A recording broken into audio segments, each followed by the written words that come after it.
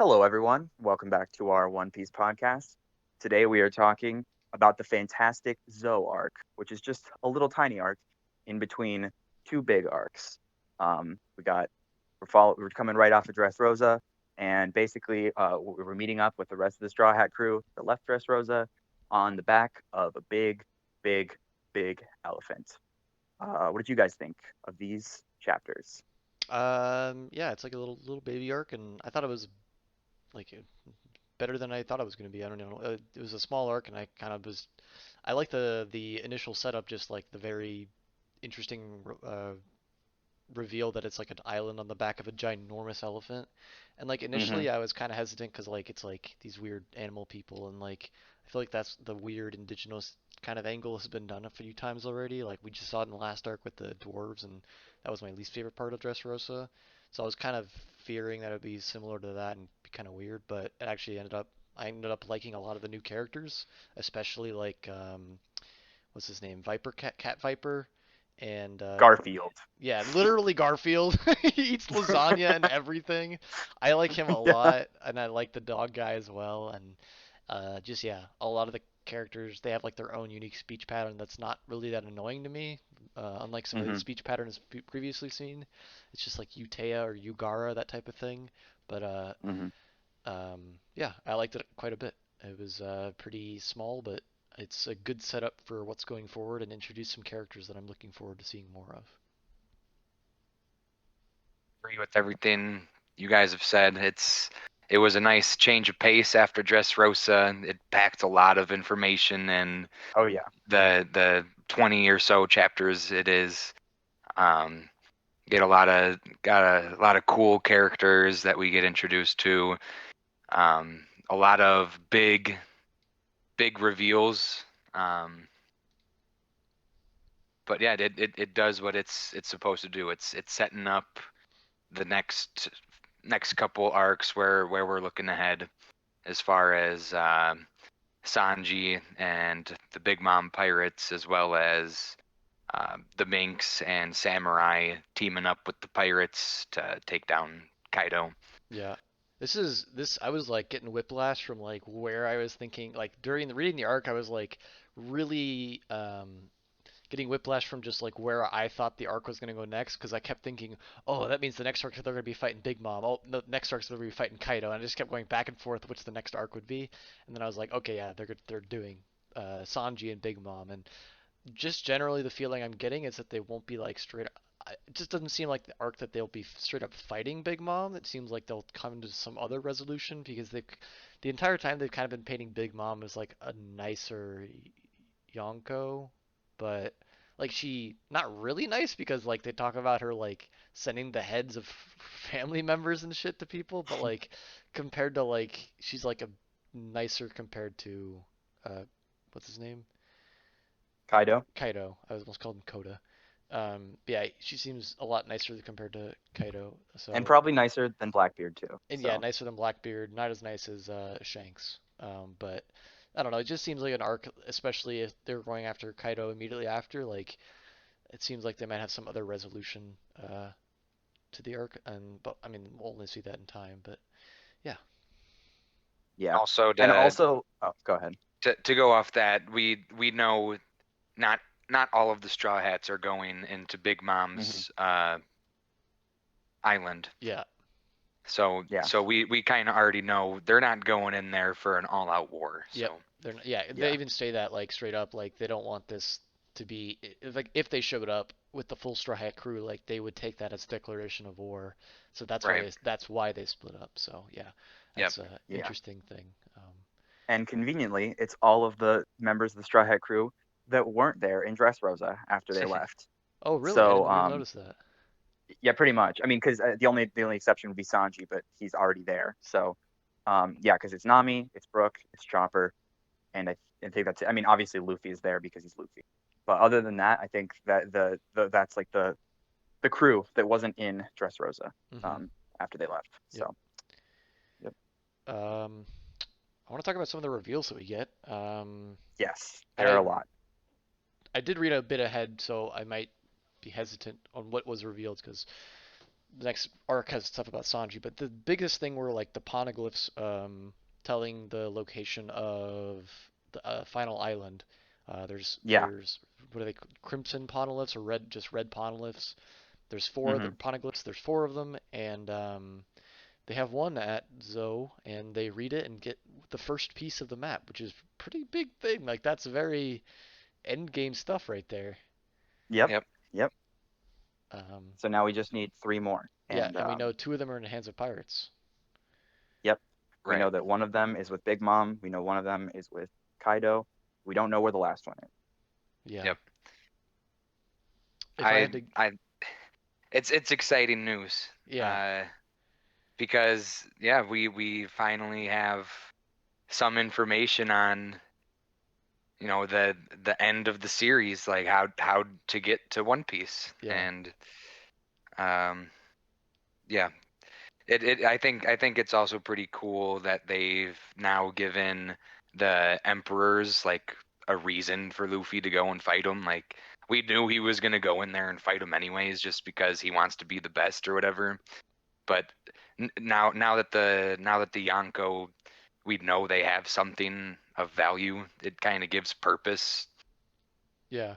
And Hmm. also like the fact that not only do the Yonko have something of value, but even if Luffy wasn't going after them specifically, Luffy's crew has something of value in Nico Robin because they mention like, yeah, once these guys like have enough time to like really dig into this stuff, like they will come after Nico Robin because she is the only person that can read these. Um, Hmm.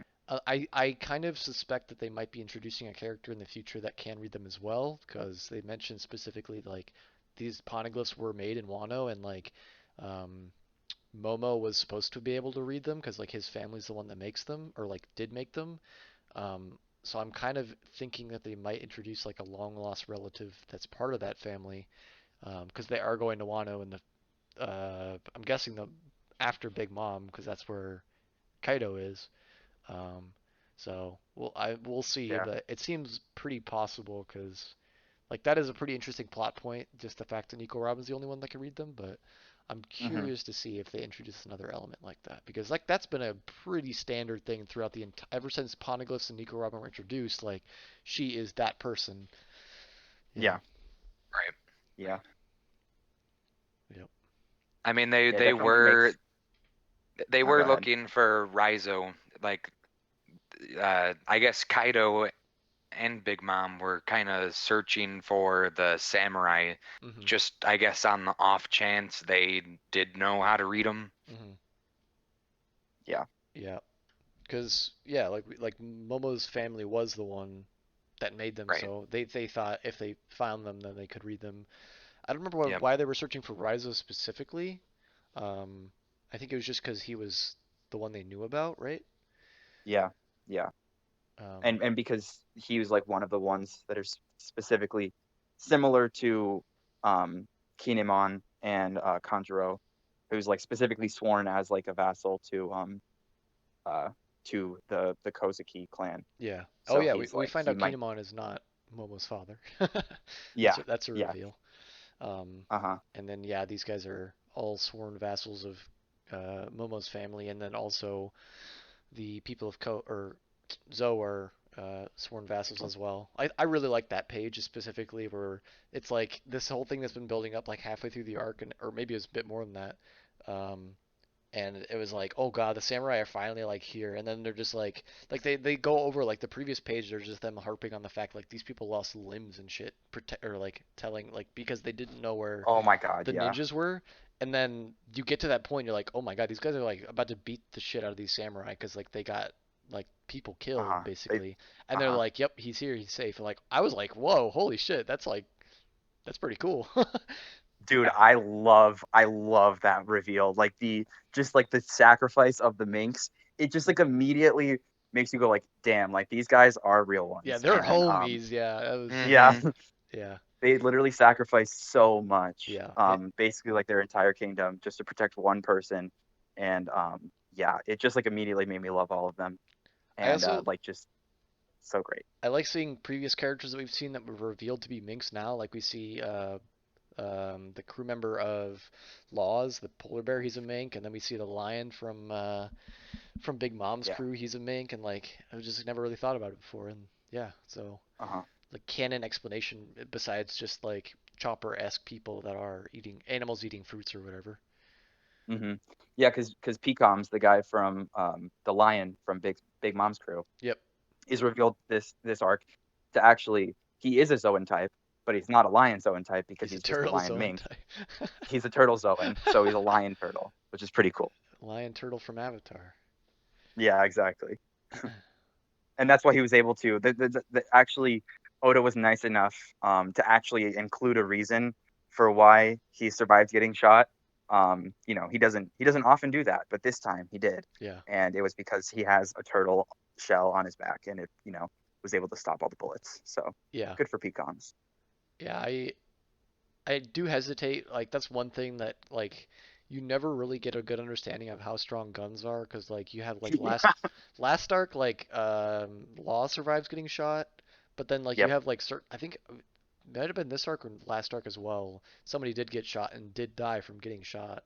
It might have been like a bystander or like you have like the Tenryubitsu going around shooting people and like that's just a one shot kill type of thing. But yeah, Hmm. it's Yeah. just very hard to gauge like gun power. Like it seems like when it's an important scene, like then the guns are strong, but when not, it's Right. just like Yeah. okay. Yeah. Because I think no, what it was is that I think Corazon died from being shot. Rocinante died from being shot. Yeah, he did. Yeah, he Um, did.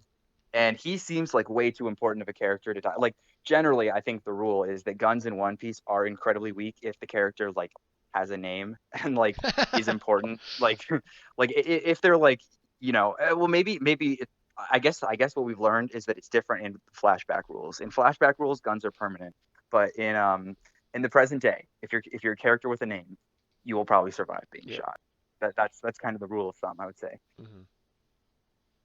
Yeah, unless you get shot by Ben Beckman, who Kizaru was afraid of Ben Beckman when he pulled his gun out on him. So Yeah. Yeah. Ben Beckman is like the one shooter who can actually get shit done. One gun-related person that we do see that I actually love seeing more of was Capone. I think they had a different weird name. It was like Bege or something.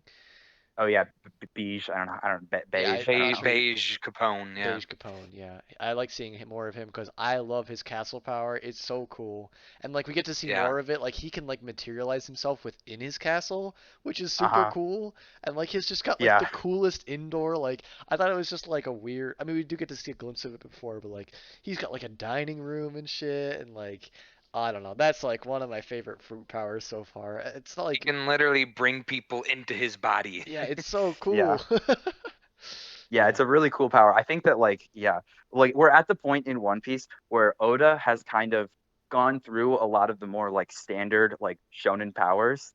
And so now we're getting to like weird shit. Like a Yeah. lot of like the new characters have, especially like the paramecias that are introduced, like this are just like really bizarre and weird, and I like those. Those are fun. And also So yeah. Also, when he's like running away at that one point, he just like gets take treads for legs. I'm like, that doesn't seem like it fits with the power, but I'm kind of down with it because like, Yeah. Yeah. yeah, I don't know. He's like a pretty unique power, and seeing him join Big Mom's crew is pretty cool. And like, he seems like he'll be a minor antagonist going forward. Probably, maybe he will be defeated during this next arc because he'll Hmm. definitely clash since he's part of Big Mom's crew and he directly kidnaps Sanji. So Yeah. I will say that I think that like him being a subordinate of Big Mom does kind of make him a little bit less intimidating as like a potential rival for yeah, Luffy. I agree. Just because a lot of like the supernovas when they were introduced, I feel like the impression that I got at first was like, oh, all of these guys are like real contenders to be the Pirate King. These are probably the guys other than the Yonko that have like the best shot at like being Pirate King, just because like they've got all the momentum, they've got all the hype now. But now I feel like Beige is like being presented as a little bit less of like a real contender for Pirate King and more just like an opponent. But I do like the fact that just like this could have been a new character, right? But like I like that it's beige because it's like, oh, it's like a character that we've already known about. We've like seen his powers. We're already kind of curious about him. And now that like he's back, it's like, oh, I recognize this guy. I'm like excited that he's here again. So I do like that like the supernovas were set up previously and now they're coming back. And when they like are introduced to the plot again, it's like, yeah, I like this guy, and I'm Yeah, excited to see more.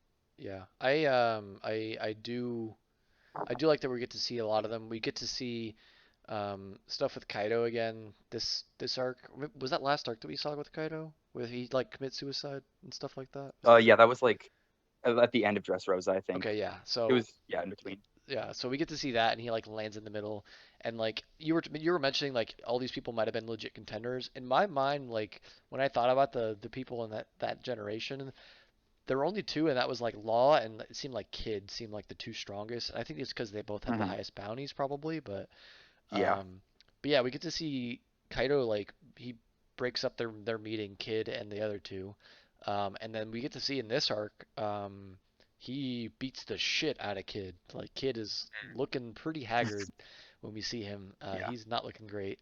So yeah, maybe he's not quite as strong, but also it kind of tells us that Kaido's he kind of means business, and he's not happy Yeah. at all. Yep. I mean, that's kind of the impression that we're getting, is that Yonkos are just on another level. Yeah, Like, and that's like kind of like, you were saying earlier about how this arc, the upcoming arc with Big Mom, does not seem like it's going to be like we're taking down Big Mom. Like that was never stated to be a goal, but also it really doesn't feel like our guys are ready to take down Big Mom or like in a Yonko crew or anything like that. Just because they've been presented as being so strong, like they are like they've solidified their power in like the new world over years. They have like massive spheres of influence, and they themselves are just like extremely powerful.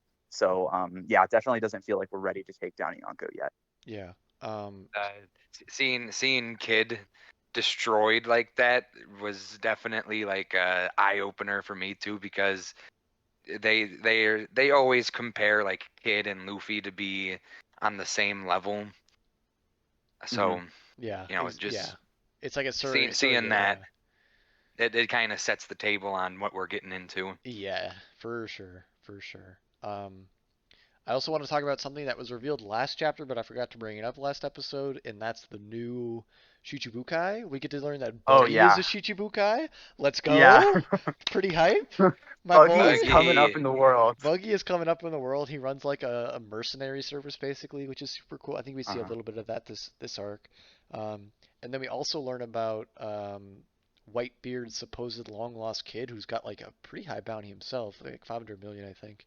And he's got like the Whitebeard mustache but nothing else, and he's like dumb as a brick, but his mom's there. Um, but he seems really strong, so yeah, um, he's going out there and he's just attacking all of the former members of the Whitebeard crew. yeah. So he's on the hunt for Marcus, which also is another person that like the crew kind of splits up into four groups, and one of the groups is going after Marcus as well. Marco. Yeah, Marco, sorry, Marco. Yeah, Marco the Phoenix. but yeah, I mean, if this guy, I think Weevil is his name, if he's actually strong enough to take down like former members of the Whitebeard Pirates, like he is the real deal. He Yeah, definitely does seem like just like a brute strength kind of guy. He doesn't seem like a very cerebral type of person. So yeah, he seems pretty dumb. um, but also, like that makes sense. Like the fact that he has that bloodline. Like if your dad was Whitebeard, like you'd probably be pretty strong. Like Ace and Blackbeard, or not Blackbeard, Ace and Roger. Gold Roger, yeah. So Gold D Roger. So definitely seems like Bloodline. I mean, obviously Luffy and Dragon as well.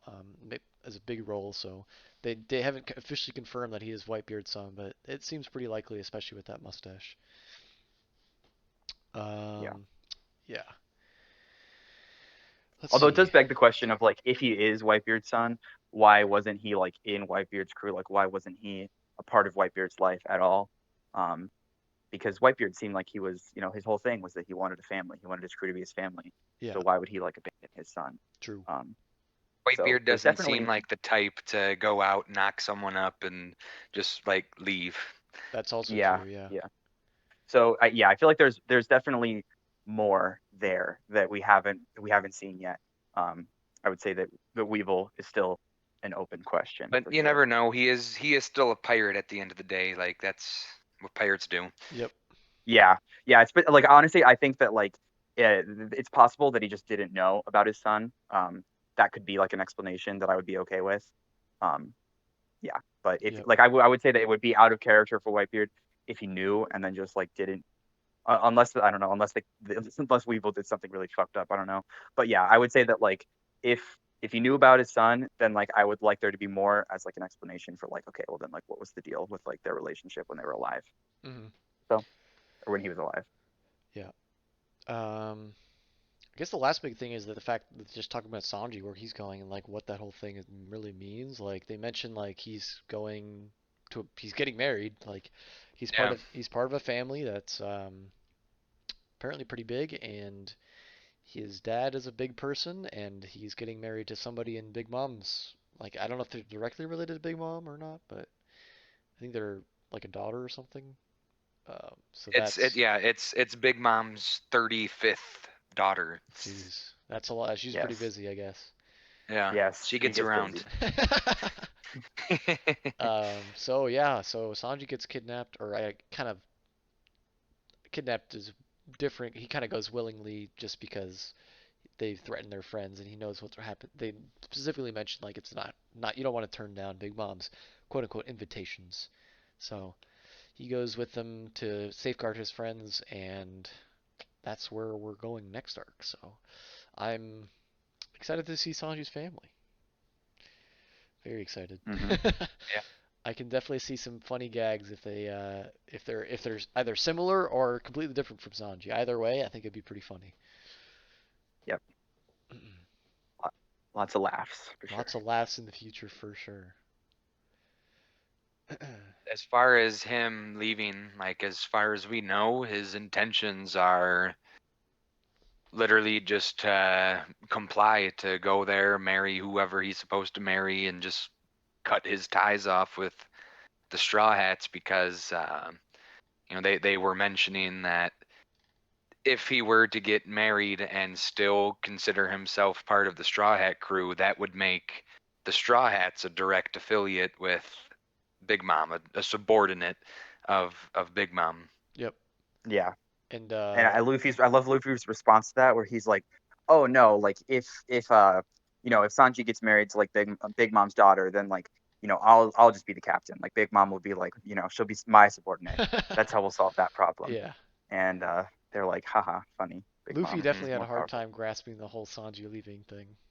Yeah. Yeah. Because the note Sanji left said he'll be right back or whatever, and everyone was like, "Yeah, he's not going to be back." And Luffy's like, "No, but the note said he'll be right back." Yeah, Luffy, Luffy's like, "But he the he note." definitely. Yeah. I mean, Luffy is the type of guy that I mean, he trusts Sanji, and he doesn't believe that Sanji would ever misrepresent the truth. So, um, he trusts in his crewmates, which you gotta love about Luffy. You gotta love. Yeah. We had another moment where Zoro was kind of talking real with Luffy too, just kind of laying it out there, like, well, this is Sanji's decision, and Yeah, uh, Hmm. just that's it. yeah. I love those real moments with Zoro. I think the last big one was when he was talking about when Usopp leaves in Water 7. Yeah. Like Hmm. Zoro's like explaining it to Luffy in like straight up terms, like you as a captain need to be aware of this and understand it and be fully aware of handling it. And like it's a very real moment that happens. Like Zoro is usually a pretty real person, like, but those are another level of being real. Yeah, I like how those Zoro moments are like Zoro is probably presented as like the dumbest member of the crew, except for probably Luffy. Just they're dumb in different ways, I guess. But like I like how those moments show that Zoro does have like a very real understanding of like the state of the crew and like how it should be and like what a captain should do. Yeah. And I like when he provides Luffy advice on that. And I one thing I like about Zoro is he's dumb. Well, I don't know. Dumb seems pretty harsh because he doesn't seem super dumb, but like it's kind of like the thing where it's like I'd rather be dumb and like not open my voice and people think that I'm dumb than like open my mouth and confirm it. Like he may be dumb, but he doesn't really say a whole lot, so Yeah, yeah, it's not like he's going around saying stupid shit all the time. He's just like kind of keeping his mouth shut and watching as opposed to directly talking. that's true. Yeah. Um, Has a very good understanding of like loyalties, and he's pretty tactical. I think he was the one who brought up uh, Like we don't want to bring the whole crew into Big Mom's Island because we already made a direct challenge with Kaido, Yep. Hmm. and having two Yonko after you is not wise. Mm-hmm. Yep. Yep. Yeah, it's Yep. nice when Zoro. He is the. He's kind of like the. Yeah. He's the breath of fresh air type of person for the crew. The see Hmm. Voice of reality type of reason. person. Yeah, the voice of reason. That's the phrase I was looking for. Trying to think of other things that we get. I really liked, honestly, kind of small thing, but like I really like Nico Robin this chapter. She was very wholesome the entire. Like she's wholesome a lot of the time, but like Yeah. just generally, she was just like a very wholesome person. Like, oh, cute little doggy guy, that type of thing. Yeah, I love how she's presented as like just like loving all of like the cute things that Kanjuro is drawing, and like how sad she is like when the heat turns back into a painting, Yeah, that when was like so the funny. I was laughing my that, ass off with the whole. like she's like Oh my god. she's like laying like she's like planting a flower like where he where he died, Yeah, they like. where died where he like turned back into a painting, Yeah. and she's like everyone else is like moving on, and she's like there's just like a panel of her like paying her respects to She just the straight, to no, she the straight up says like you guys have no heart or something like that. Oh my god, that yeah. whole saga with the samurai drawing the thing the drawings are so funny because they just look like they're suffering, and the Yeah. entire time Nico Robin's like, oh my god, this is the cutest thing I have ever Yeah. seen. And and when it's like climbing up the elephant's leg, she's like thinking in her head like you can do it, you can do Yeah. it. And, like I love it when we get like a window into Robin's thoughts, because honestly I think that like there aren't that many characters that we often get like their internal thoughts. Most No, of the there's time the not. characters just say what they're thinking, like that's just the type of characters that a lot of like the members of the crew are. um but like Robin is like a very like I guess the only other one that like doesn't really always say what's on their mind is Zorro, I would say. But Zorro is like kind of presented as being like more like stoic, and like he's not really that emotional, and like Robin like definitely like presents herself in that way. But I just love the juxtaposition when we get like her internal thoughts with like how she presents herself, and like when she's saying like really dark shit about like, oh, like they're probably like when she's like speculating on horrible ways that the crew could have died.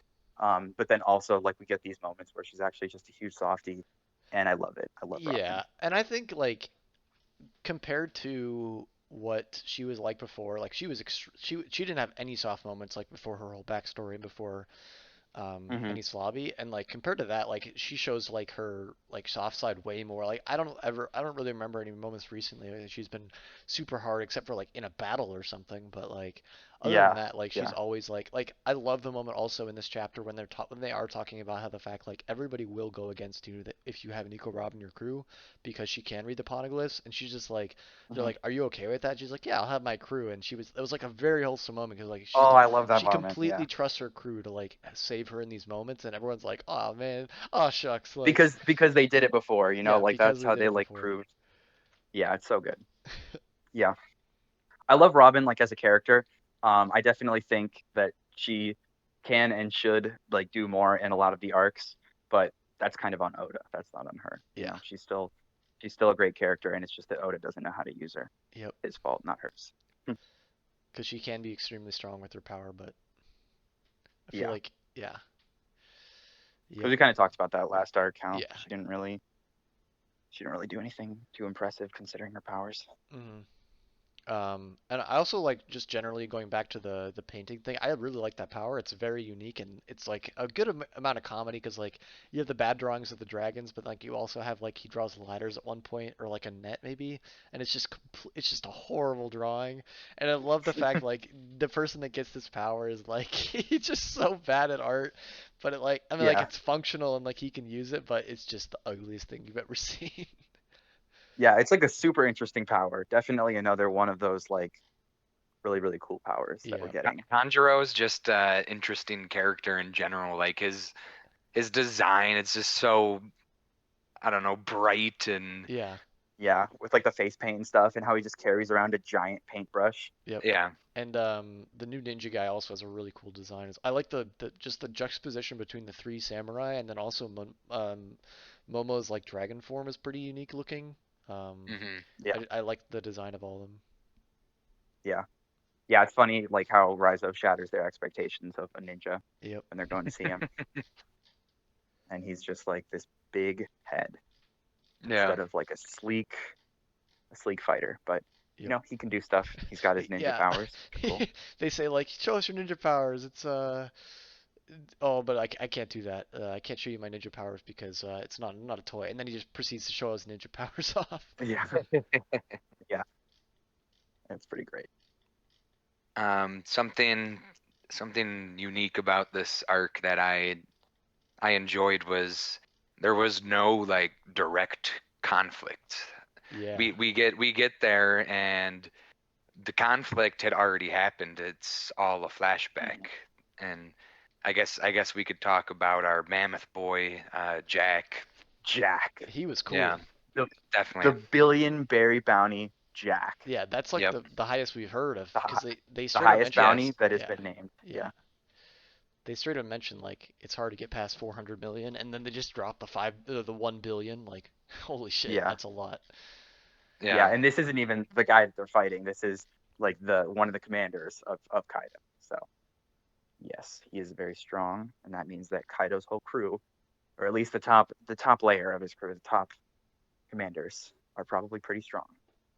Um, he does get injured actually by the minx. Like he physically looks Hmm. injured by the minx. And actually, The they do mention Minks, he yeah, the took on a Minks are no fleet. joke. Yeah, they do mention he took on a fleet after that, I think. But the fact Hmm. that the minx can hold their own is like pretty cool. They have like some electricity thing they got going on, but um, Yeah, I'm I think Jack Jack strikes me as somebody that we'll see in like a full arc villain just because he is the 1 billion belly man.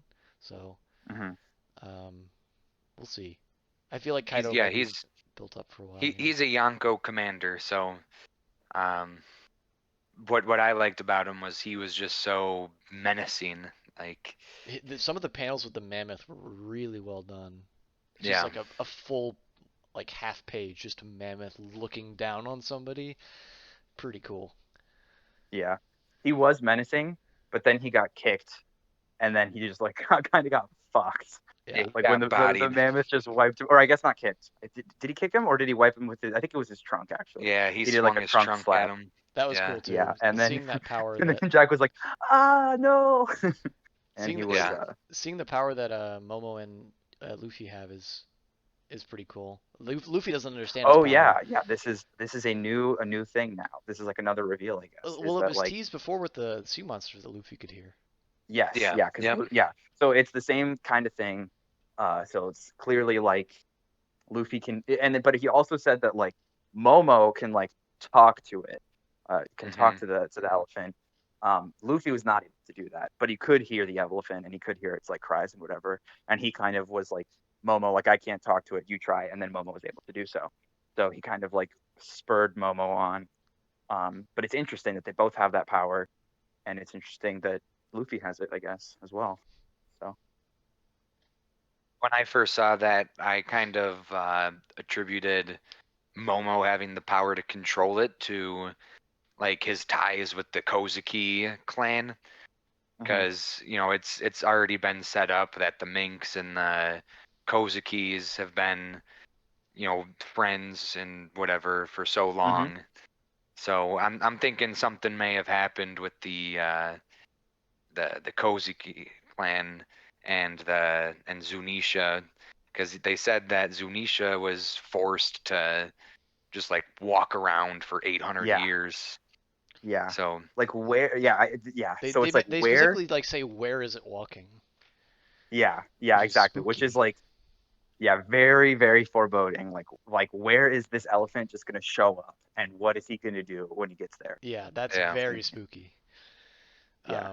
I really like the fact, like, I guess kind of another reveal that the Kozuki clan was on, I guess Momo's dad was on Gold Roger's crew, which is really cool because, like, I feel like we've gotten a few moments where it's like Luffy being the stand-in for Gold Roger, him like meeting people that were on the crew and like them kind of figuratively joining his crew. So like after this point or like during this arc, like Momo and him like have an alliance they make. So like that's like kind of a similar like Momo's ancestor and Luffy's maybe ancestor. I That's my theory that they're related. They both have the D at least.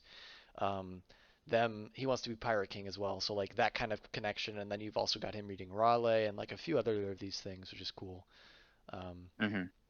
and like Yeah. it's kind of like a new version of that old crew forming. It seems to me. Hmm. Very Yeah, cool.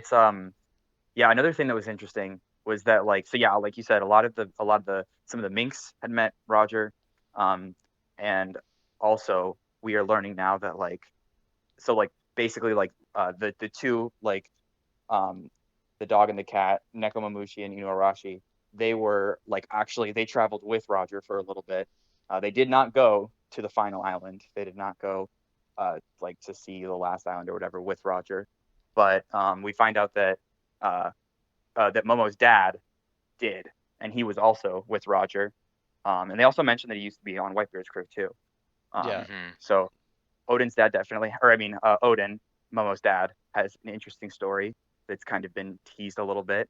And yeah, at one point, like when they're talking about Roger, like Momo says, "Oh yeah, like I met Roger too," and then they're like, "No, you like obviously the Straw Hats are like you can't have met Roger, like that was like 20 years ago, like you're a Hmm. kid," and then they're like, "Haha, yeah." So uh, Yeah. interesting that was even mentioned. And then Yep. they were like, "Oh yeah, haha, like Odin has a crazy story. We'll tell you about it later." So we'll definitely hear more about Odin. Yeah, they're Yep. definitely When we talk hard about teasing it. Wano right now because they've got Yeah. Definitely. Kaido taking it over and like they want them to open the borders and like obviously it's a surrogate for Japan in this universe, but Hmm. it's Yeah, very definitely. heavily teased, which is I'm sure it's pretty high. It was pretty hype when it was released, just because you've got a full Japanese audience. They're going to the surrogate for Japan in the story, and you've got that whole thing. Yeah. I'm sure that was pretty Well, hype. and also like Wano has basically been teased since like Punk Hazard, with like Conjuro, like just You could even being there. argue Gecko Moria's arc teased it. Yeah, yeah, it was yeah, yeah, that too. But I would say that it's been like, it's been clear that like, okay, this is like a place that we're going pretty soon when we got Conjuro, because Hmm. now it's like we need to take him back. Kind of like in the same way that like when they got Vivi, they needed to take Vivi to Alabasta. So that was gonna happen soon. But there's a lot more going on in the story right now. So it took a lot longer to get to Wano because we're still not even there yet. But Yeah. Yep. um yeah, some of the crew are going to Wano. The Yep. ones that are not going with Luffy are going to Wano, so we can only presume that we'll eventually meet back up with them too. Yep. Um, we also get the kind of side story that there is another meeting of all the big boys in the world. So Oh we yeah, get we yeah, get the Reverie. yeah, the Reverie. So we get the Fishman Island people going because they're there to get their Yeah, petition. petition for like yeah going Um, up onto the surface. and then we got some Vivi stuff, which is cool because we haven't seen her in a while. We saw her in like a few Yeah, like brief.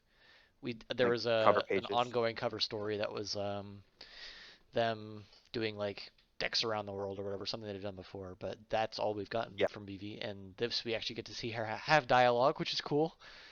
I'm yeah. trying to think of other people that we saw that were related to that whole situation. We saw King Wapol. Riku. Yeah, Wapol and Oh yeah, Riku, and then also the people from Alabasta or Dressrosa. Them they talk about it, I think. Hmm. hmm Yeah, it's cool because I never really Dalton realized as how many. well from also from the Chopper arc Yeah, from Drum Island. Yep. Walpole even mentions uh, Dalton. He's like, he it sounds like he wants to get his revenge. Yeah, he's like God, fuck Dalton. I think he So literally calls his island like Dark Drum Island instead of Drum Drum. yeah, Uh, like the evil, yeah, it's like the evil kingdom or whatever, the evil dark Drum Island kingdom, and Yeah. it's like cool. He's not even trying to hide it. I love how yeah, I love Wapol now. Like he's just like fully embraced his villainry, and it's fantastic. I loved his. I Um, actually really liked his side story with him becoming a toy manufacturer. yeah. Oh, also something that like I don't know if you because I think this was answered in an SBS. Um, but basically like I don't know if you remember, but in Marineford, they like specifically talk about like the plate. They like bring up like the plates on the walls, um, and like they can't be broken. And they like bring up that like, oh yeah, like we're doing this to like kind of like funnel all of the pirates into one point, so that we can like pick them off or whatever. And they can't break the walls, and no one's able to break the walls. And basically like it's answered in SBS. Like somebody was like, yo, like what are those like walls made out of? And they're actually made out of a completely new material in the One Piece world called Wapol metal that basically Oh, Wapol has been able to make. That's what his toys are made out of. But it's actually also a really, really strong material that like no one can break or anything. And so that's what the walls were made out of. And I'm pretty sure that that's also what like the pacifista are made out of as well, or okay. at least like some of them, because obviously some of them can be cut. But yeah, They like did make basically a they Wapol is they did make a point of yeah, talking it, about the pacifistas in Shabandi, the second part of Shabandi being an old model pacifistas. yeah, yeah. Because I don't think that any of the ones in Marineford were taken down. Um, or yeah, I don't think any of them were. So potentially that was the new models. Yep. Um, but yeah, definitely. Like I don't think we haven't seen a pacifista apart from Shabandi past the time skip. So yeah, basically like Wapol, like not only does he have like a successful toy empire, but he also like does contracting for the world government, and he gives them his Wapol medal, which he is the only one who's able to produce it. So that's like a pretty cool payoff to like the Wapol toy maker story. Yep. I just love those side stories turning into stuff. Yes, Yeah. yeah, Expecting it's so good. Enels to come back anytime now. Anytime. Space Enel's gonna come down from the heavens with his alien robot army from the fucking moon and just kill everybody. He'll be Yes. the final boss. Yeah, we're Eno gonna teams start up Dark with Luffy Peace to beat Kaido. Yep. any moment now. Oh, Trying to think of other reveals that we got because there are quite a lot. mm-hmm. I We guess a talked. pretty significant one is we find out the Blackbeard pirates have uh, found the Revolutionary Army's headquarters Oh and yeah. have started to attack the revolutionaries. Yeah, they Mm-hmm. followed them back, or who was it that followed them back? It Burgess was Jesus. from Burgess. Yeah. yeah, Mhm. he came from Dressrosa. Mhm. Yep. Yeah, he like stowed away in their ship or something, and then he's like, "Yo, you got my Viva card, so just find me." And they showed up, and they kind of bopped the revolutionaries a little bit. Yeah, it seems. Well, they made a specific point saying like if anybody important was killed or captured, like you would know about it. So obviously they destroyed the place, but it seems like they got out Yeah, of there pretty they got pretty away. scot free. Yeah, but Um, they did lose their main base of operations, so yep. because that was their like HQ. Yeah, so that's interesting. I think that's what I think we found out about that actually when Jack was reading it in the newspaper, and I love the picture of Jack reading the newspaper because he's like holding it in between his like thumb and his finger. He's reading it like a little tiny book because Jack is such a big guy that just a regular newspaper is like a little tiny thing for him. So Yeah. I like that. I That wonder was a where the good line panel. is drawn between giants and just really big people. Because like Whitebeard was Yeah, huge too. There's a yeah, lot of very big characters that aren't considered giants, Yeah. and I yeah. I don't know how to explain it. Yeah, I think just in the One Piece world, there's more variation It's in like heights. it's like in Dark Yeah, Souls. This is a Dark Souls thing, but in Dark Souls, the more souls you have, canonically, I think you get bigger as a person. But then there's also giants in the Dark Souls universe. So it might be like maybe just a thing that's common in like Japanese tales, because Dark Souls is Japanese. So maybe it's like there's giants and then there's just really strong people who are big. who are big. Yeah. Yeah, yeah. Um, yeah. I am definitely looking forward to a lot more with Jack because he is a menacing character to say the least. Um, Hmm. He reminded me of somebody, but I can't put my finger on who he reminded me of. Like just like status wise. Um, if it comes to me, I'll He's think of it. Bane because he's got the mask. Bane, yeah. He's Manny the He Man is a from big Ice guy. Age. Yeah, He's Ray he's Ray Romano. Romano. Yeah. That would be epic, dude. Yeah, I um, want to hear Ray Romano's reaction to getting whacked with the trunk. Yeah. That scene was really cool. I think we talked about that, but that scene with Yeah. just the elephant being like, "Please tell me what to do," and then the elephant just absolutely wipes the floor with them. Yeah. I would So actually be I think Zunisha is gonna turn out to be one of the ancient weapons. I can see that for sure. Yeah. I could see that, Because or him having some connection to the ancient weapons or the Void Sentry or something like that. Maybe I like yeah. the mean, because did last they of like a specifically say giant. 800 years They for said how long he's been 800 walking? years. Yeah. Okay, yeah, so it's a Void Sentry thing. Yeah. Yeah, I mean, I think that Zunisha is going to be important for sure. There's It's something it's going on interesting that there. like yeah, it's interesting that he couldn't act unless Momo specifically told him to act. Um, Right. so potentially like Almost it like he's a was weapon. Like he needs a leader yeah, or like a user. You know, that's that's true. where I'm at. Also like I could also see.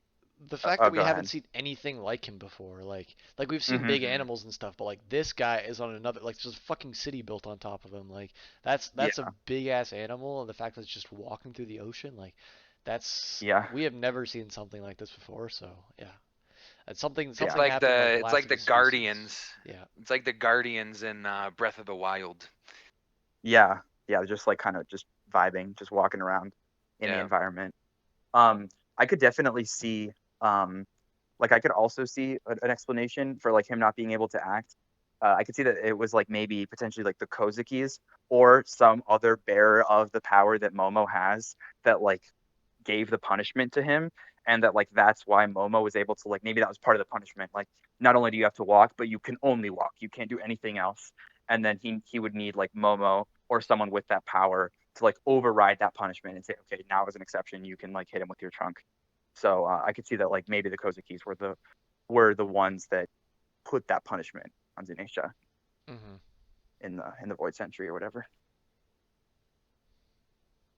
Um, Going back to big people, there was one panel in this entire chapter that I just didn't realize how tall Brook was. Like he's tall as fuck. He is so tall. Yeah, He's and then he's also sizable. got a top hat.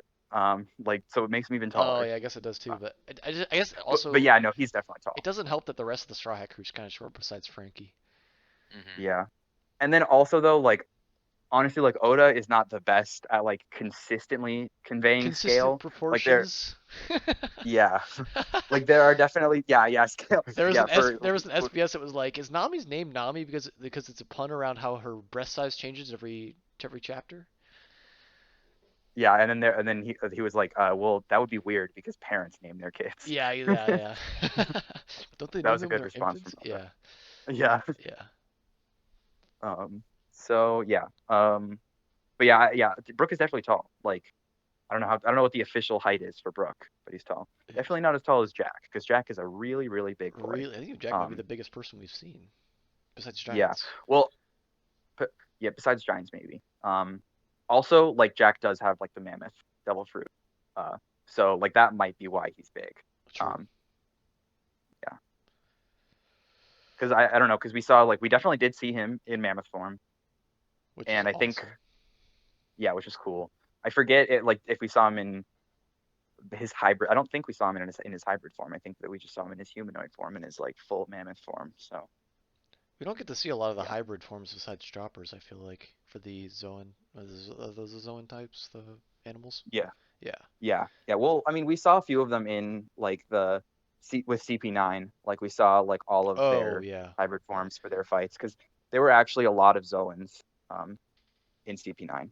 Oh, another thing that we didn't talk about that I did talk about this one is that CP0 is running around, which Yep. is pretty spooky because CP9 was pretty scary and like people didn't even know about the existence of CP0, so CP0 and like just like the very brief amount that we saw of them, like they seem pretty intimidating. So I'm looking forward to see what they do in the future because like spooky government agents are, especially after what we saw with CP9, like that's a cause for concern for sure. Yeah, one thing that doesn't make sense about CP0 though is that they were wearing the masks. Because if you remember back to like Water 7, the reason that CP9 was wearing the masks is because like that was a thing in Water 7 to like wear masks during like Yeah. festivals and stuff. But it's like it seems like CP0 is just wearing masks because CP9 were wearing masks. But it's like CP9 was wearing masks for a reason, not just because they're CP9. So that kind of bothered me that they're wearing It's because they masks. look cool. Yeah, it's because they look cool. But I just like that there was a good reason that like actually kind of like in Water 7 like gave you more like just a little tidbit of world building about Water 7 and about the setting. Because that's one of the things that I think One Piece does really well is just include a lot of good juicy stuff about the settings. Maybe they just got back from Water 7 and they forgot to take them off. Who knows? Trying to think of other stuff. Other. Oh, I like that they have like speaking of like cool setting details about like in Zoe, I liked how they mentioned that like all of their houses are like built on stilts kind of because they have to deal with like the elephant washing its back.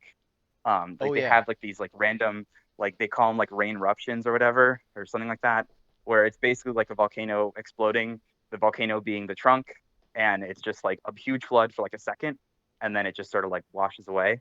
And so I think it was cool that their houses are built like when the flood is happening, they know like, wow, like all of these houses are like exactly tall enough to like get through the flood and make it so they're not damaged, Yeah. which is cool. Very cool. Yeah. Just like the entire design of that culture. I like the well, we talked about them earlier, but the dog cat dynamic was really cool, and just them having like that they each take half a day, and then you've got like these go betweens that are the Hmm. the dog lady and the rabbit lady, who are interesting Hmm. characters. I wasn't expecting to like them as much as I did, which I guess kind of goes for most of the minks, but um, rabbit lady's hanging Yeah, out just with honestly, Luffy. the sacrifice of the minks did a lot to make me just automatically kind of like the minks, Yeah, exactly. And the fact that because they that kind of was held a their own for a little bit at least against Jack, which is cool. oh yeah, yeah, they kind of like I mean, Jack did leave because of Doflamingo being captured, and he was trying to save Doflamingo, but then he did lose. He did not. He was not able to do that. Hmm. He got fended off by the Marines. Yeah, So and another L for Jack, another L unfortunately for for Jack, him. which is probably gonna piss him off even more. Um, Yeah. and we get to see you know, Garfield Cat. Garfield Cat was I was laughing because I wasn't expecting a fucking lasagna reference in One Piece. He's Yeah. just like It's straight like, up. do they read Garfield in Japan? Like, I don't know. I mean, Garfield's like one of the it's like on the level of some anime or some manga or anime on like its monetization, if not more. Like it's Right, Yeah, and yeah, and it and and it's just a like as like a comic. product. yeah, and it's Yeah. also a comic. It's Yeah, like an OG comic. yeah. So Hmm. Um, yeah. I also really liked just I think the like cat character in general was Cat Viper. Is that his name? Yeah. Um, When I was reading it the he, first time, they didn't translate the names, but it's like Nekomamushi is like the what I will always call him, just because like that's yeah, what. same. Yeah. okay, yeah. But Anyway, Nekomamushi and Inu Rasha. um, yeah. It was the dog. yeah, I can't remember what they Hmm. called the dog after that, I but think it was Dogstorm or something yeah, Dogstorm. Yeah. Um, is what they called it in the translation that I was reading this time. yeah, I really liked the cat his Chopper like trying to get him to feel better. And he was like, "Why are you out of bed? Why are you taking a bath? What are you doing all these things?" It's like you have to get your rest. Take this medicine. He goes, "Oh my God, I feel better already." And the Chopper's like, "Get the fuck back in bed, you bitch!" And then he like walks out of there and is like, "Oh my God, I feel like a new man." Chopper's like, "It's not supposed to work that fast, you bitch. Get the fuck back in bed." I don't know. It was just so silly, He but kept opening up his wounds. yeah, and then like Yeah. yeah, the next chapter or the next panel would just be him like lying on the ground, bloody and like coughing up blood. It's like this is what you get. Yeah. They do mention though that the minks have like accelerated healing or something. Yeah. Um, it seems that like and like because they said that about like Zoan types too. So it just seems like an animal thing that animals heal fast in One Piece, Hmm. or at least like animal humanoids. So Yep. I Um. think I think it's something to note that we see some characters for the first time who actually have eaten those smile fruits. Oh oh yeah, we yeah, we yeah, do we get to see see like some of them. the sheep guy, and they're all really fucked up. Like they all have like weird. They're Yeah, not like they're not Zoans. you They could tell are it's not legit. It's yeah. knockoff shit. They got that black market devil fruit. Yeah. Yeah, yeah, literally. So, but yeah, it's cool that like now we see them. Honestly, kind of the fact. I mean, I like their like that their designs are goofy as hell. Like they're funny. Um, but it kind of does make Kaido's crew seem a little bit less intimidating. That like this is what all of the like back alley deals were for, like for all of like the devil fruits, like the smiles, because like they're just kind of jokes, but they are funny, so I, they're funny jokes. But I was kind of thinking about that, and it's like, okay, but kind of got to where he was probably the way I was thinking about it is like I thought he got there before the whole devil fruit thing. So these people that were in his crew were probably pretty strong before they even got the devil fruits, and like they were hmm holding off until they found the right one or whatever, and then this opportunity arose. So they all took these knockoff ones, but that doesn't mean they're not strong just because they look goofy or whatever, you know? yeah, yeah, I'd say that it doesn't make them more intimidating. But Kaido is definitely intimidating. So, and at the end of the day, this is like a shonen manga where what matters is the 1v1 fights. So if I'm intimidated of Kaido, then that's really all that matters. Yep. And I am definitely Right, intimidated with Kaido. and I think all of his commanders have those devil fruits that they've been searching out, and they have legit devil fruits, but all of the fodders have these smiles, so that just by default makes his fodder uh, people stronger than a regular crew. Yep. hmm Yeah, but it is cool that we're Um, now getting the payoff for the punk hazard setup because that's what the sad was used for, to yep. make the smiles. Yep. Sad make Oh, used to the and we get smiles. another call back when Kaido was kind of losing a bit, and he decided he was going to use Caesar's poison. Oh yeah, hmm Caesar's just like, yeah, this is my poison. Oh my god, like, I recognize this poison. And then Yeah, they kind of roast him for a bit, and they force him to take it away. But yeah, it's cool being able to see like the repercussions of Caesar's work while him not being directly involved with it. hmm yeah, I did actually like quite a lot how Caesar was included. It was not a lot, but like he was a funny character, and like they actually use him for good. Like he helps heal the people, not against his or yeah against his own will, but um, he was funny, especially when was it the dinner scene when Sanji's talking inside of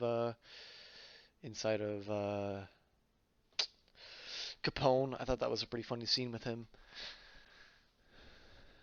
Yeah, Yeah, yeah. I think that was an I interesting like thing. Caesar. The more he's on screen, yeah, I agree with that. it's he's starting to become a pretty good character. Yeah, I think I mentioned last arc or 2 arcs ago I was not a huge Caesar fan, but definitely growing hmm on me.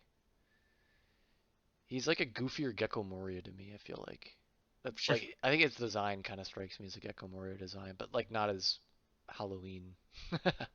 hmm Yeah, um, yeah. He is Battery similar to low. Gecko Moria in how he like kind of like uses his subordinates and stuff. yep. Um, um, but yeah, I would agree.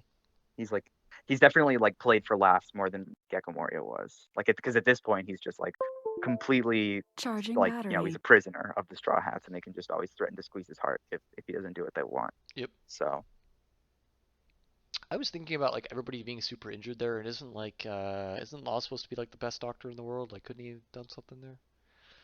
He's literally got like the best doctor he power in the world. So yeah, I mean he probably could have, but honestly, we need Chopper to do things because Chopper has not really done a lot recently yeah, in One Piece. So he heals um Zunisha. yeah, yeah. So I'm glad that Chopper was doing things in this arc. Yep. Um, I would be pissed if Law took the doctoring away from Chopper in this arc. Um, Doctrine. yeah, Yeah, um, yo, yeah, yo. um, yeah. also, we get to see Law's crew again, and I was thinking about it, but like, I really want to learn more about Law's crew because all we really know is the bear guy, and like none of them seem either, well, A, none of them seem noteworthy, and B, none of them seem strong. So I'm Yeah. curious about them because Yeah. like Well, we also know Jean Bart. Jean Bart was the one that was like slave and that Law saved on Shabandi, and he's like, "I'll be your crew," oh and then yeah, he's on his crew now. but I don't Um, know. It's like we get to see some of the other um, they all generations look the crew same. members. Like Yeah, all of his crew the same yeah, because they have this outfit. Like it's weird that they're wearing uniforms. It's just weird. yeah. It's very weird. And it's weird that Law is like like he's the captain of a crew, but like he's just like the entire time that he's been in the story, he's been without his crew or like at least a post time skip. Yeah. Um, Pretty weird. it is weird. Like, yeah, it just makes me think Law is a bad captain. Like, if I mean, I don't know. Little I guess bit. Luke was away from his crew for a while, but like he had a really good reason to be away from his crew. Whereas like I don't know, like Law has just sort of Elijah been became a like vibing. Shichibukai and just got rid of his crew, Like apparently. if I was on Law's crew, I would be like, well, what the hell? Like, are you a straw hat now? Like you're hanging out with them way more than us. Like, You get what's up with that? jealous? Also, he was a part of the Shichibukai. Like he wasn't a pirate anymore. Yeah. Well, yeah, but like you get to keep your crew when you're a Shichibukai. Oh, Because like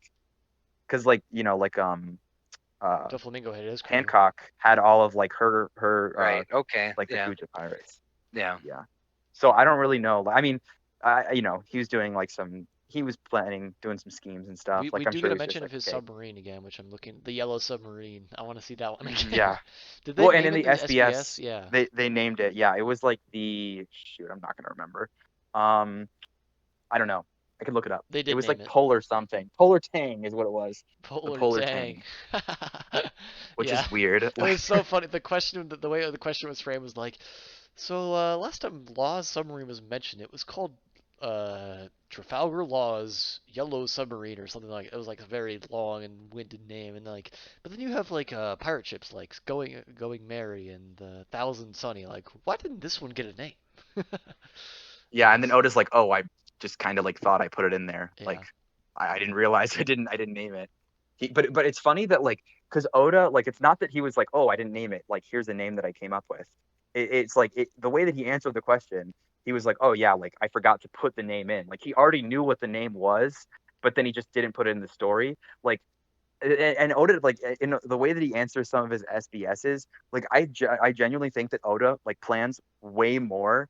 Like he has like the opposite problem as like a lot of like manga writers is that like Oda plans like so much stuff that like doesn't actually make it into the story. Yeah. Um, like there have been times where like people are like asking about like people's names and stuff, and he'll like tell all like there was one in Dressrosa just that you just read that where they were asking for all of like the Tontada like names, and he's like, oh, here are all their names. But like so he like probably like planned that out, like but he's like, but don't worry, like none of it really matters, like it's not going to be relevant in the story. But like it mattered enough to Oda that like he wrote them all down and he like thought of a name for every single one of them. So Yep. that's just like respect to Oda. Like he really does. Like that's what makes like that's what gives One Piece the sense that like this is happening in like a world, because there's so much detail that like doesn't need to be there, and I love that. I feel like he also plays stupid in the SBS a lot. Like I don't know, plays stupid, but he kind of dumbs down like his thought process behind the whole thing. Because I remember a specific one where he was like, somebody mentioned like a character or something, or like something that had happened, and he just just straight up like put some of his concept art in for like this character, and it was like very Hmm. detailed concept art for the character that never made it like it didn't have any impact. So like yeah, like you said, I feel like he's been planning a whole lot more than he lets on, and like sometimes it like he'll answer a question. Someone will say, "Did you mean this pun with this name, this certain way, this certain individual?" And he goes, yeah, I definitely meant that. Uh huh. Yeah, Yep. Uh huh." yeah. And like He he plays definitely like dumb, but sometimes. Yeah, yeah. Well, and sometimes he'll just be like, oh, like that's interesting that you asked that. I'm not going to answer that because like that might be like an important story thing later on. But yeah, like you know, if he didn't have to put that in the SBS, like him putting it in the SBS is kind of like his way of saying, pay attention to this. Like, yeah. Hmm. you should be like this reader who like noticed things. And that's what I like about One Piece in general, is it's really rewarding for like attentive readers. If you like pick up on stuff, like a lot of times it will pay off in later arcs, and that's what's like really satisfying. Yep. Something Oh, that also he likes it when people come up with theories too, because Mhm. they'll ask about certain theories, and he just kind of says, "Oh, I'd never thought of that." Like some kind of answer like that. I Yeah. I like how I've gotten an understanding of like it seems like puns in Japan are just like on another level. Like it seems like every Hmm. single SBS has got somebody like proposing a birthday for a character, and like they'll propose like June 14th because the Japanese for June 14th is a very close pun to um there was one for Pika I think that was recently. It was like this should be Yeah. his birthday Yeah. because Pika's name this date roughly translates to man that can bend stone or something like that. I was like, holy shit, like that's cool as fuck that like June 14th or some random ass date like can make a pun into that. Like that's super cool. Yeah. I think a lot of it is because like Japan basically has like twice the amount of pun potential because with English like the way that we write our words is the same way that they're pronounced. So it's like a pun like in sound like the way that a word sounds will like pretty much always like work on paper unless it's like one of those like weird, it's written non-phonetically like just because like a weird quirk of English. But most of the time like it makes sense on paper too. But they're like in Japan, like their writing system is not phonetic.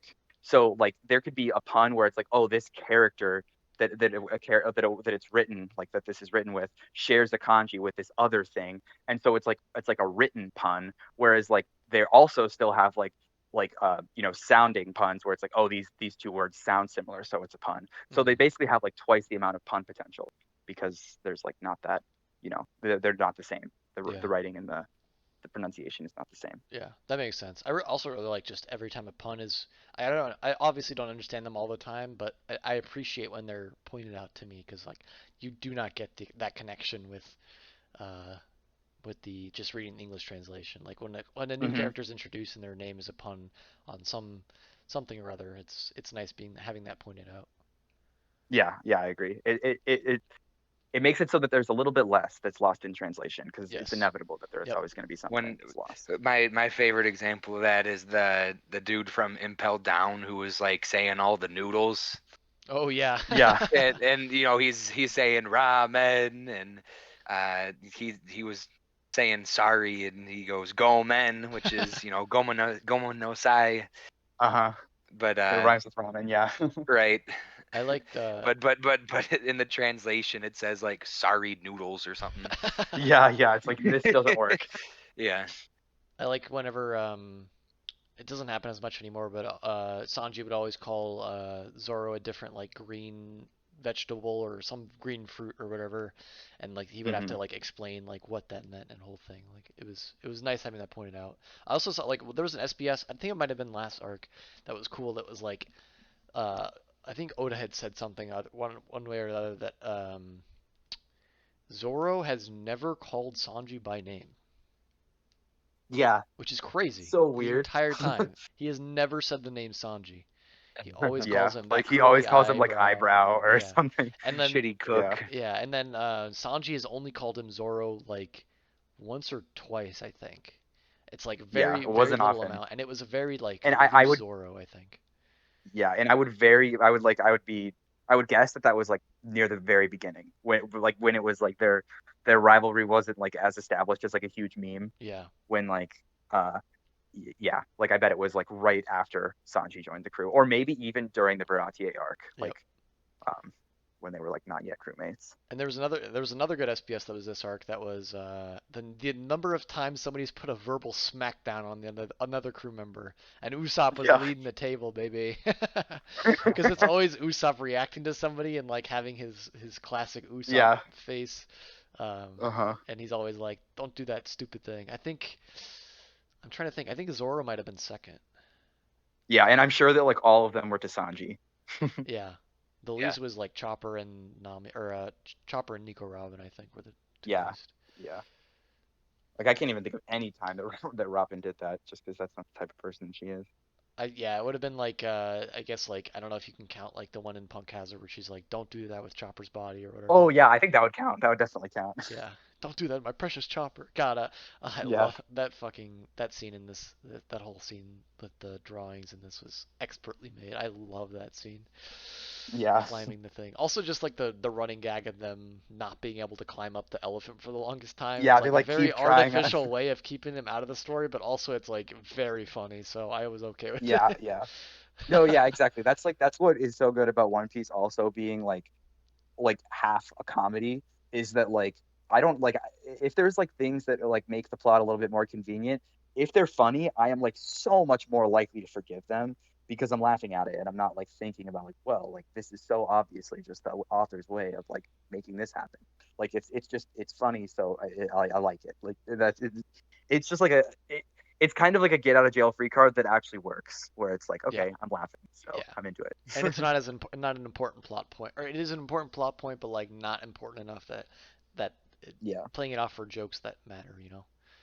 Yeah. Yeah. Well, and that's what something that One Piece does so well is like when there are important plot points that are just jokes, Yep. or like when a joke turns into an important plot point, or like an important plot point turns into a joke. Like that is like good stuff. Yep. Like the Uh, one that I'm thinking is like with Duval, like being Sanji, They even mentioned him. yeah. like that. Yeah, yeah, good stuff. Yep. Oh yeah, because yeah, because when I don't know, did they do it in Dressrosa or the beginning of this arc when they like show the Baratier's like reaction to like Sanji's Yeah, new they showed poster, that. Yeah. and they were like now he's got a picture. It's not Not you as know, good. and they like they had like they had like their ship or one of their boats or something that had Sanji's head on it, Yeah. like the ship Sanji from the painting or the from the drawing in the wanted poster, like that was Yeah. Yep. All right. I think call it there. I am looking forward very much to the next arc because it's been built up for a good amount. Big Mom is pretty hype. Um, yes. Going to see Big Mom is pretty hype, and Big Sanji's Mom and backstory all is of her very children hype. because Yeah, we know that she has at least 35 children, so that's a lot. that's a lot. Yeah, I'm definitely excited for Sanji's backstory because like that's like a pretty big thing. I think we've gotten everybody Yep, else's backstory except Sanji's, and like it's been a long time since we've like taken the time to get somebody's backstory. I guess the last person would have been Brooke, right? yep. Or, for the crew, I Well, mean. actually, Luffy, I guess if you count that, like with Sabo and like Oh, true, yeah, the Gray Terminal flashback. true. Yeah, But yeah, and that was like one that we didn't really see coming. We're like, are we gonna ever get Luffy? Like, Luffy doesn't really need a backstory because he's just kind of like Luffy, but it was yep. nice. I like Yep, the I'm also very excited for the next arc. I'm excited to reread it because it's a good one. oh baby. um, yeah, that'll do it for us. Next, I don't know what the next arc is going to be chapter wise, but that'll be in 2 weeks' time. We will see you then. I think it's like 70 something chapters. I'll put it in the Discord when we're done. All right, sounds good. We'll see you then. Peace. See ya. Peace.